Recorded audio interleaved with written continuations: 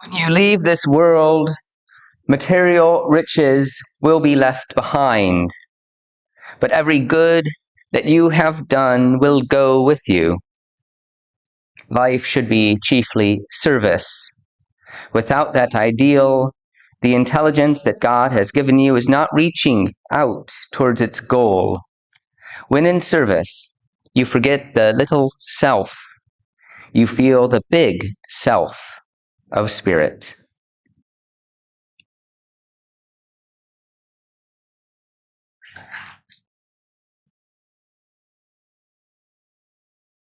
And so our little candle lights our big flame.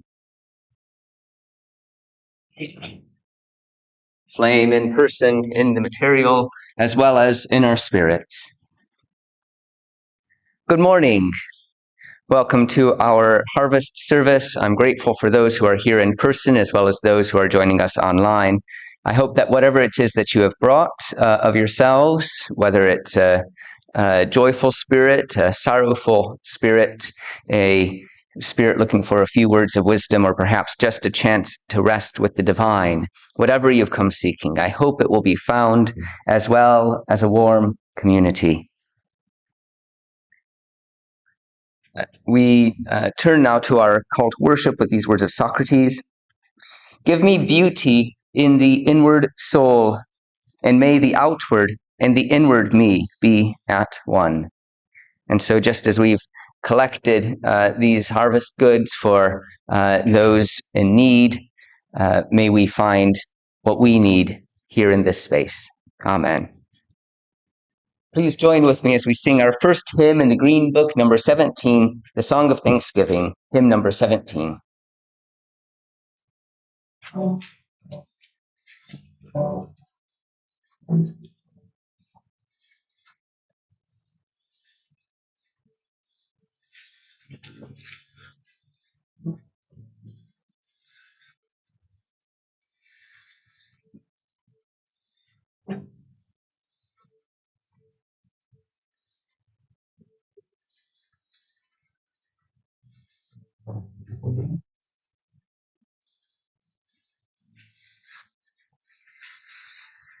We sing louder now a song of thanksgiving, rejoicing in good which the angels have brought. For our that enfolds us and help that holds us, and makes beyond the goals which our ancestors taught. We sing of the freedoms which martyrs and have won by their labor, their sorrow, the promise to friendly our hopes defending their tongues are fine, are good.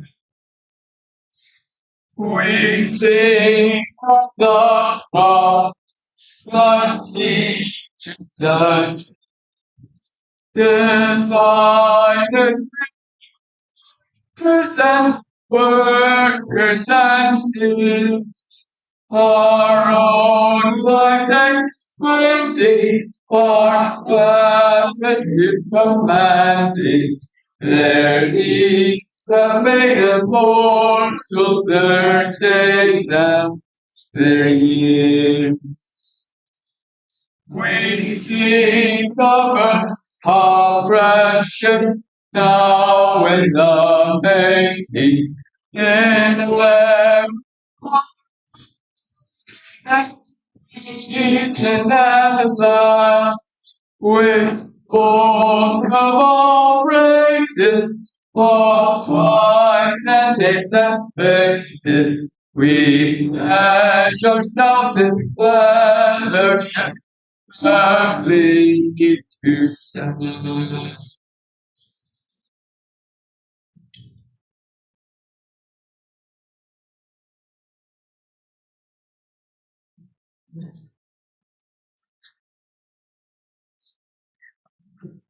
Please join with me as we turn to a time of prayer, which will be followed by our covenant, which is printed in your order of worship and will appear online for those listening at home.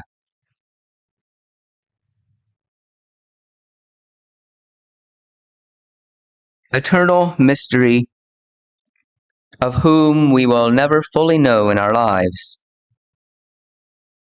of whom science draws us near, and of whom art and religion bring an awareness of presence.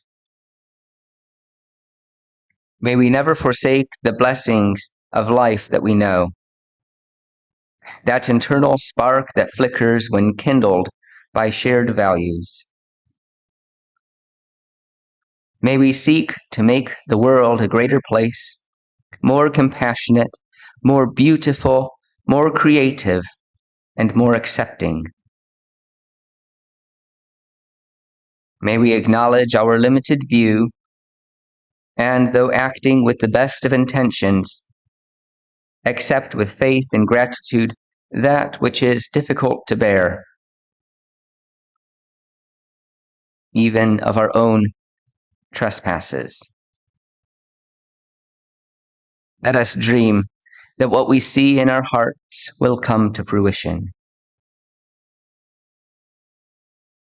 May we be content with what the world has provided, our food, neighbors, and challenges.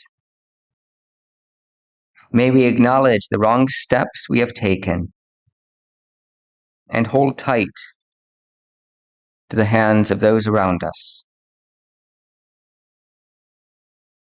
May we pass through the difficulties aided by a strong will and a bright conscience. Amen.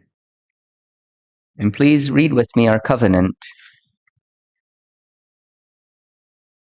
We gather here in sacred fellowship to witness the fullness of our lives and all life, to hold and be held, tell stories and listen, to be renewed and renew the world.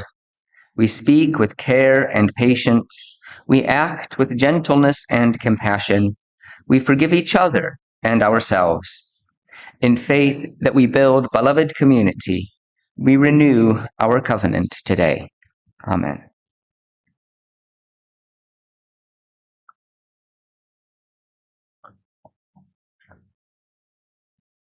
Our first reading today comes from Sister Carol Bielak, who has worked in Chile and the U.S. as a teacher, as well as with the poor, and is a member of the Catholic Women's Network. I built my house by the sea, not on the sands, mind you, not on the shifting sand, and I built it of rock, a strong house by a strong sea. And we got well acquainted, the sea and I, good neighbors. Not that we spoke much. We met in silences, respectful, keeping our distances, but looking our thoughts across the fence of sand. Always the fence of sand our barrier, always the sand between.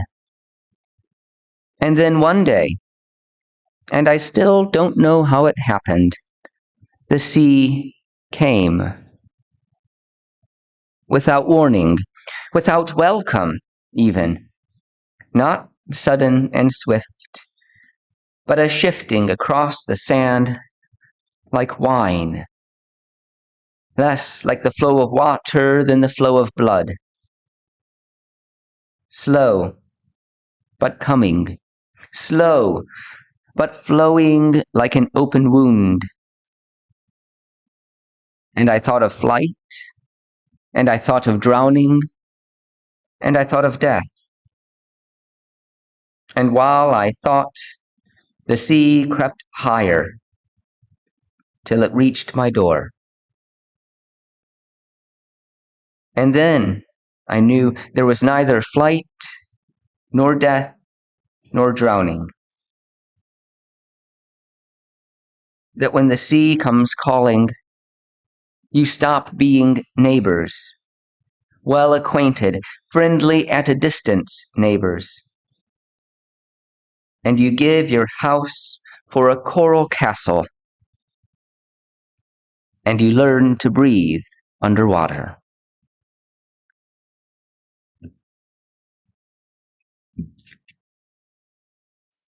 Breathing Underwater by Sister Carol Bielak.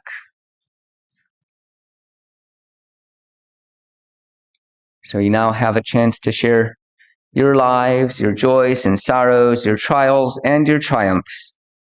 If you want to share these publicly, please come forward and light a candle. If you have a few words to say, please speak into the microphone so those listening at home and those listening through the loop system will be able to hear. You can light a candle in silence. And as always, if you're at home, you can write in to the chat box and I will read out your message to everyone here. And if you wish to hold your life in your heart, know that your presence here is enough. So I'd like to light a candle for my son Thomas, who has been unwell for a few days, just a bit of sort of tummy upset. So we're going to hope that he's feeling a bit better, hopefully by tomorrow, because he really enjoys school. But if not, he'll have to enjoy the time with Mommy and Daddy a little bit longer.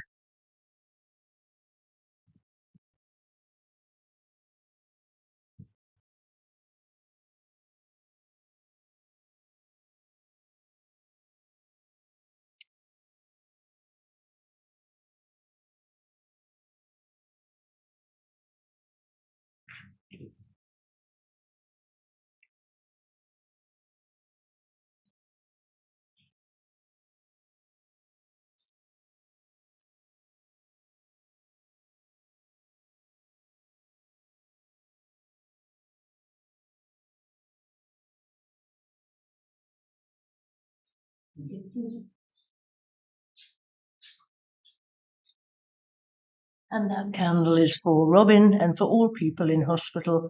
May they feel surrounded by light and love and feel confident that they'll soon be out again.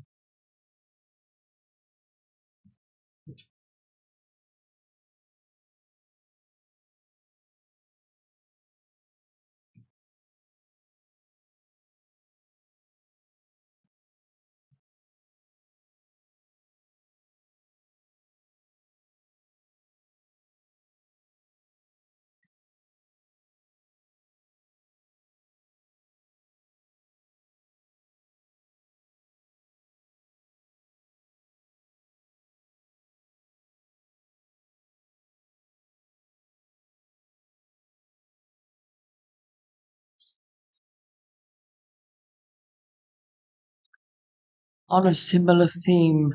This is for my friend Liz, who I've known for 50 years, who's walking the last inches of the path of her earthly life. And it's for warmth and light as she travels down there, but for her family and those around her for whom it is very difficult.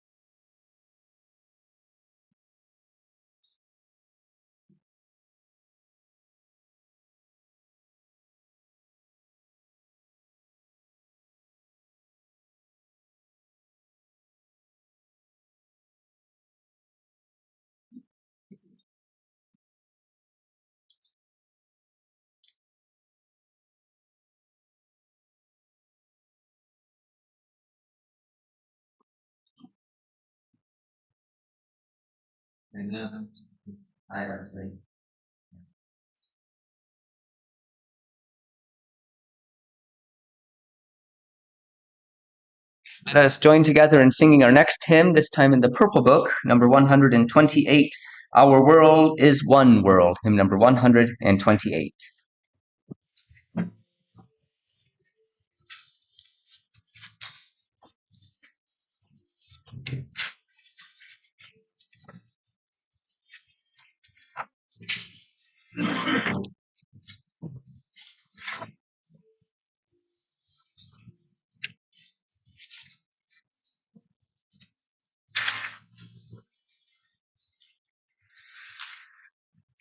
Our world is one.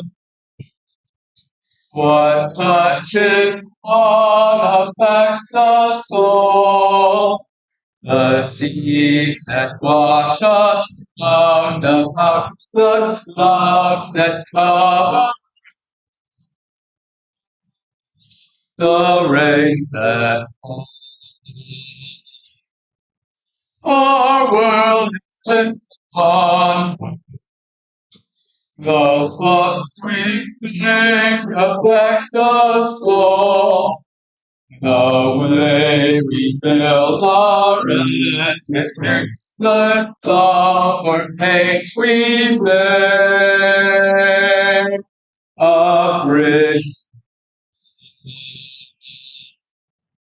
Our world is one moon. Its ways of wealth all. The way we sit, the way we share, who are the rich or poor, who stand or fall. Our world is one, just like a ship that bears us all. Where fear and greed make many holes, but where our hearts stand in a different home. Thank you.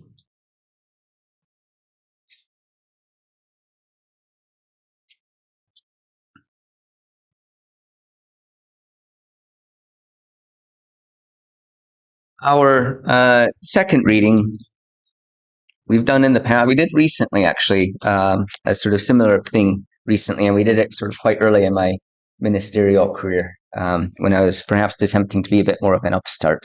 So this is somewhat, I might call it a scattered responsive reading. You have in your order of worship a series of quotations rooted around our relationship with the world, with our injury towards it, and sort of hope for reconciliation and healing. Words for a wounded world, I've called it. So you can have a read through, and if you find words that resonate with you, please feel free to share them with this wider congregation.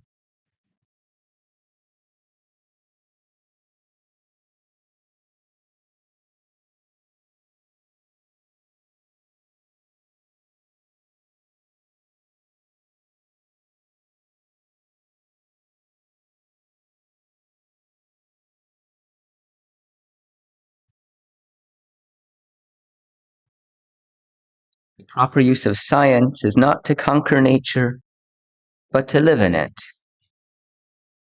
Very commoner.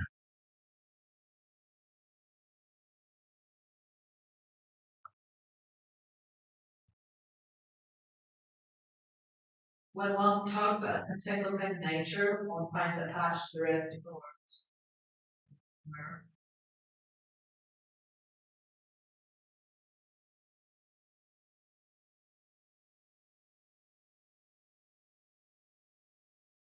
We do not inherit the earth from our ancestors, borrow it from our children, make it better and power. This gift to our children will be a safe and beautiful home.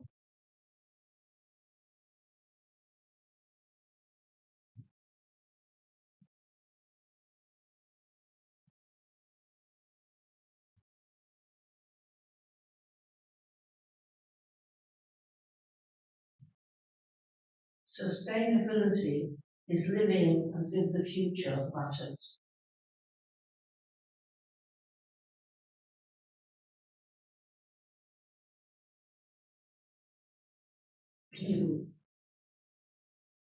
He that plants trees loves others than himself.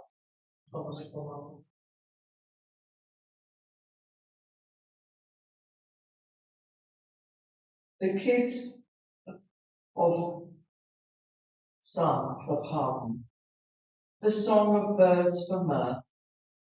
One is nearer nature's heart in a garden than anywhere else on earth.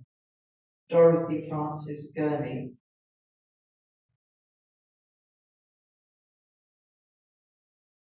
The best gift to our children will be a safe and beautiful earth.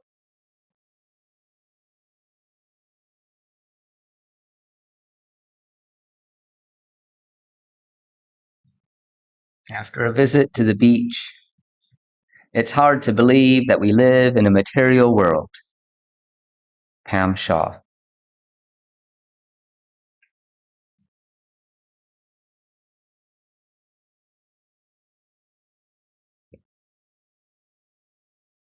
Amen. We return now to a time of prayer, which will be followed by some silence.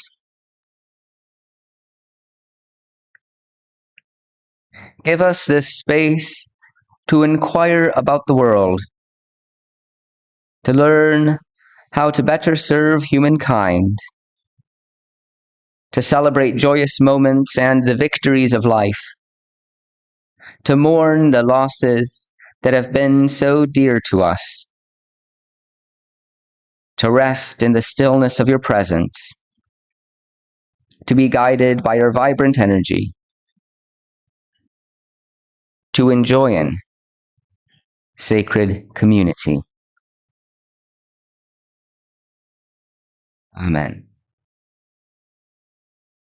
And so we now enter into a period of silence for reflection, meditation, contemplation, and personal prayer.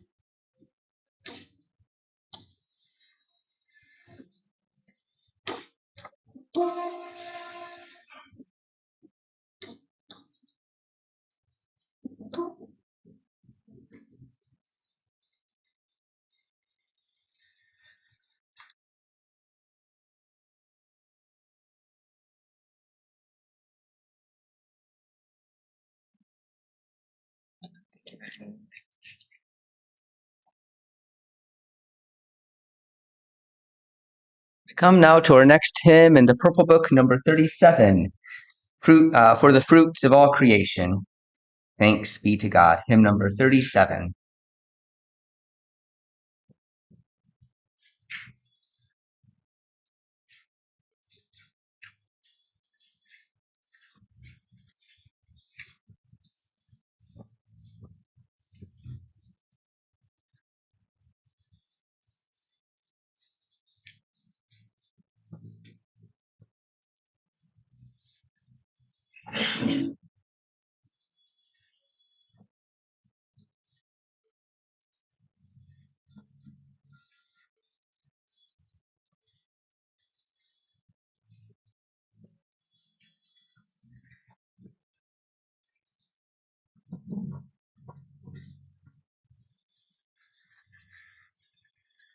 For the fruits of all creation, thanks be to God.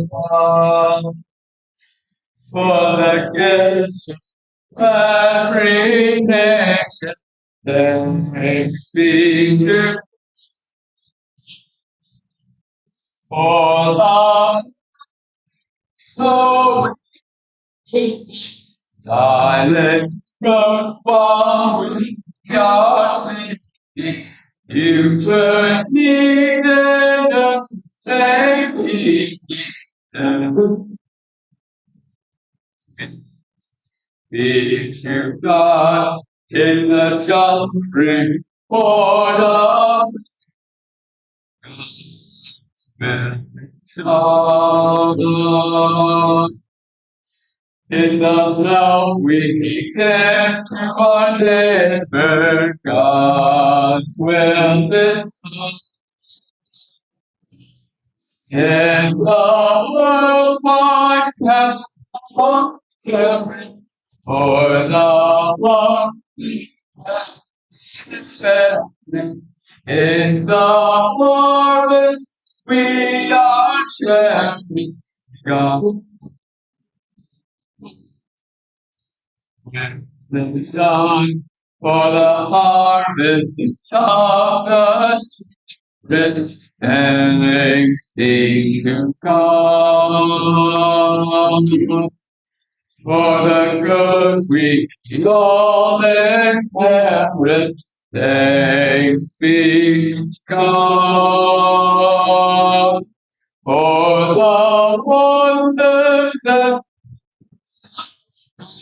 for the truths that still around us, most of all, black love has found us. Thanks be to God.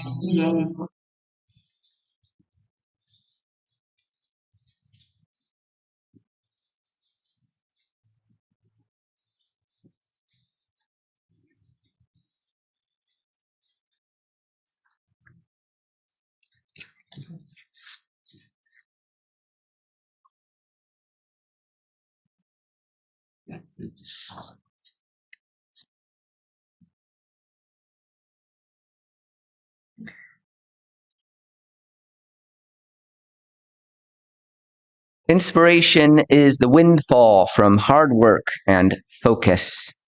Muses are too unreliable to keep on the payroll. This aphorism comes from the author Helen Haysen. As lovely and poetic as muses may seem to us, it is less likely that they will actually appear when called. Whether they are tardy or non-existent, there have been many instances when one has called out for inspiration only to find it lacking. Inspiration is the windfall from hard work and focus. Windfall nowadays often precedes profits. When companies unexpectedly, or through measures not of their doing, find their balance books far healthier much sooner than would be anticipated. It is this suddenness, this gratuity that pops up through falling into the laps of the fortunate. Why use the term windfall when one means a lucky break or a surplus or to be fortunate? Are not windfallen fruits a hallmark of the season, whose ripeness has extended so far that a gentle breeze might upset their grip? In fact, one might argue that it is rather the plucked apple that should be spied with trepidation, for it did not fall on its own. Is the strength of its bond to the tree a sign that it wishes to be left alone? And so too in life may we find experiences that feel as though they have been plucked too early. When one is forced to grow up and lose their childhood, when life fails to act as a well-oiled machine and one is left homeless or hungry. Should we consider these difficulties to be the underripe fruit plucked early? If we were allowed more time to mature, to mentally appreciate the challenges we will face, if we were allowed this, would a bitter fruit gain a sweetness of understanding? Plucked fruit need not have been gathered by human hands. A strong wind, like an arm that vigorously shakes a branch, may cause fruit to fall prematurely. These events, for which we are unprepared, our unripe fruits, may not only be instigated by social inequality, such as famine or hunger, but nature may equally blow so viciously that our experience causes upset for us. Natural disaster and illness challenge us to enter life as prepared as possible, although as possible never feels sufficient. Let us return to Hansen's original statement that equates inspiration with the windfall of hard work and focus. Not everyone agrees with Hansen. Some hope to find inspiration in other ways. The cartoonist Bill Watterson wrote a dialogue between two characters, with one asserting that creativity should not or could not be turned on like a tap, that one has to be in a certain mood or state for ideas to pour forth. "What mood is that?" his friend asks. "Last-minute panic." There are times, for me, when the muses fail to appear until the 11th hour, so I appreciate the sentiment. However, this may be accompanied by the feeling that one is grasping wind-fallen apples and pears without discerning which are ripe and which are rancid. "I need them all, I need them all," one cries, arms laden with a bushel of musings. This approach is different to the relaxed gardener, the one who rakes and waits and watches, sitting patiently with hope that enough mellow and matured thoughts will present themselves. We may think of inspiration or creativity as a windfall or a lucky break, a lottery win for individuals. Many people hold this view that talent is something with which one is born, and will thus create a separate class of artists. This might be like an orchard fenced off, where only the lucky few born into the farm are allowed to gather the choicest fruits. This provides an excuse for the rest of us not to bother foraging our ideas or ambitions. However, as many musicians will attest, talent is but one element of the whole construction of an artist. Openness, gracefulness, discipline, hard work, and focus too. Talent helps out on the first few rungs and is sometimes sensed in accomplished musicians. But without the hard work and concentration, this talent remains affixed to the tree, failing to seed itself in the full life of the musician, the poet, or the painter. This is not to claim that those who have not achieved what they want are not hardworking. No, certainly not. A great skill in life is appreciating the process by which one produces art, and not only its esteem in the public eye. Many work hard for the craft and may not receive the praise they deserve. I only hope that we can be attuned to their needs and provide them with loving support. There are many elements that make up an artist. So too are there many ingredients in their reception. And the success of anyone is based upon a wide range of factors.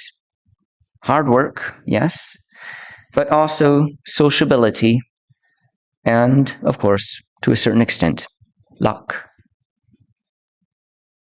Rather than inspiration being the windfall of talent, it is the surprise of a dutiful mind and heart. Thought and attention fuse with passion and action to direct the mind where it may find fruit. Remain aware of the world, and possibilities will crop up everywhere. To express it another way, inspiration is born of breath. To be inspired is to be filled with spirit. Inspired. The word is related to respiration. Wind-fallen fruit carries with it as well an image of blowing gales. So for the person who perseveres and maintains their attention on the goal, the profit of such methods is inspiration. I think we have an idea of what hard work looks like. Long hours, effort, sacrifice typically come to mind. But what about focus? If I am staring at a blank sheet of paper, constantly thinking, shouting, think, be inspired, it will certainly be a futile task. What is an appropriate focus? I imagine it may be any conscious act of concentration, whether it's trying to solve a glitch by concentrating on the one errant piece, or trying to appreciate and gain an understanding of a problem by viewing the system as a whole. Equally, it might be what I call focused defocusing, whereby one seeks to open the mind by losing its attention. a mindfulness that allows whatever is present to float past, and allowing previously unseen connections the space to come to light. In any of these instances, small, large, or limitless, focus is receptive and responsive. Hard work is our input, our actions, our attempts. Focus, on the other hand, is stepping aside and listening, deep listening, questioning to know and understand more, to gain a previously unknown appreciation. With hard work, we push the saw ahead, and with focus, we draw it back, gleaning bidden knowledge, gradually making progress in our craft. Inspiration and expression are the inhaling of knowledge and the exhaling of our art. We turn to another contemporary writer, Amy Tan. Who knows where inspiration comes from? Perhaps it arises from desperation. Perhaps it comes from the flukes of the universe, the kindness of the muses. Are the muses too unreliable to be on the payroll? Perhaps, if we are not paying attention to them or heeding their advice, then yes. But then it is us who are the lesser.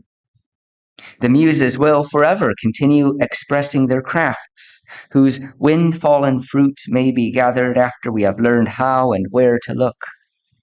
The hard work of education and analysis and the focus of opening our minds to measureless possibilities provide the tools for gathering up fallen fruit. The universe is full of so much. Why not train ourselves to gather and value its beauty? In front of us, we may find limitless possibilities and opportunities. And it may be that through hard work and focus, we may see the muses. After all, keep in mind that, as the story goes, Newton's understanding of gravity came after being hit by a wind-fallen apple. We may never know where the next source of our inspiration may arise, or in this season, fall out of the sky. Amen. A few notices before we conclude our service. If you're in need of pastoral care, please speak with me or write. You can write to minister@crossstreetchapel.org.uk. Write as well if you wish to join our mailing list, or if you have any other questions or queries. We have a sign-up sheet for volunteering. We're grateful for any assistance we can have in greeting, reading, providing help with the IT, or helping with the tea and coffee. And do we have anyone to help with tea and coffee today? Thank you. Thank you, Anne and Vicky, both of you, if you wish. Tea and coffee will be in the Percival Suite after the service as well. Because of the length of the text for our order of worship, there wasn't sort of the space for upcoming events on the back of the sheet. So I'll just quickly say the 28th is our Friday lunchtime recital. I don't have the details to hand, but they're on the concourse. Recitals are always exciting and fantastic. It's 1 p.m. Friday, free entry, but we're grateful for any donations which go to the artists to recognize their time, talent, and energy. Okay, I'll finish up soon after this. And then the following day, the 29th, is our anniversary service, Saturday the 29th at 1:30. There is an afternoon tea afterwards. Please do RSVP if you haven't yet. I think pretty much everyone here has in person. So if there's anyone listening online and you haven't, please let us know so we can have a good idea of numbers for the afternoon tea, as well as make sure that we don't get to a situation where we've run out of space and have to deny entry to the congregation, because we have quite a few people visiting from other congregations, other faiths. The Lord Mayor is going to be here, so we're looking forward to any number of people joining us on that day, the 29th. Next Sunday is our peace service, and we welcome the Reverend Sue Woolley, who will be leading it. Sue is the current president of the General Assembly and has been touring the country, speaking at various chapels and congregations. And we're grateful that she's been able to join us for this service. It was I gave her a list of significant dates that we thought she might appreciate, and she chose that one. Peace and pacifism is an extremely important element of her life and her ministry. She is the secretary of the Unitarian Peace Fellowship, for instance. So we look forward to her contribution, and that is due to be followed by a tour of the city center, highlighting some of the significant sort of peace memorials and peace, sort of elements of peace that exist within and near us, including our own Peace Garden and the wider Peace Garden that's just reopened in Lincoln Square. And then after today's service at 12:30, we're showing a special animal rights film with Sonia. So thank you for that. And I believe she has brought some food for that, and we're very honored and grateful for that. Are there any announcements that I may have left off? Let us then sing our final hymn, number 275, Look at the Hillside, Marion Whitcomb's hymn number 275.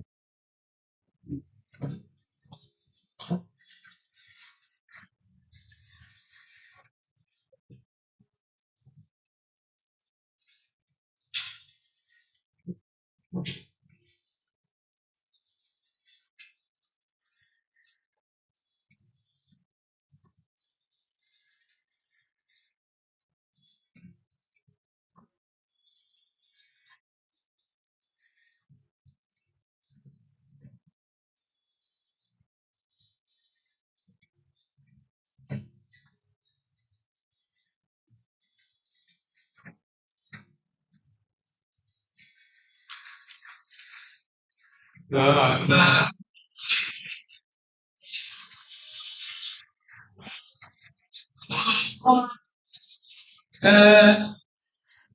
at the colors that green and blue. Look at the rainbows. Look at the mountains.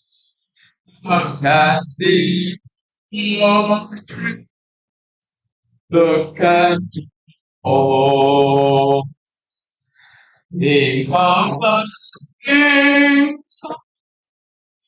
Think of the summer.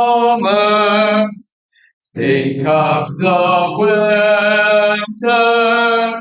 Soon to begin.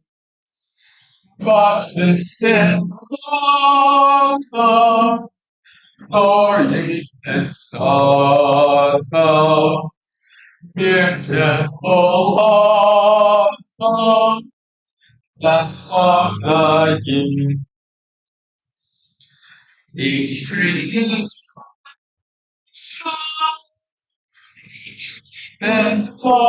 lovely. Each season needed. Each has a goal. So are you special?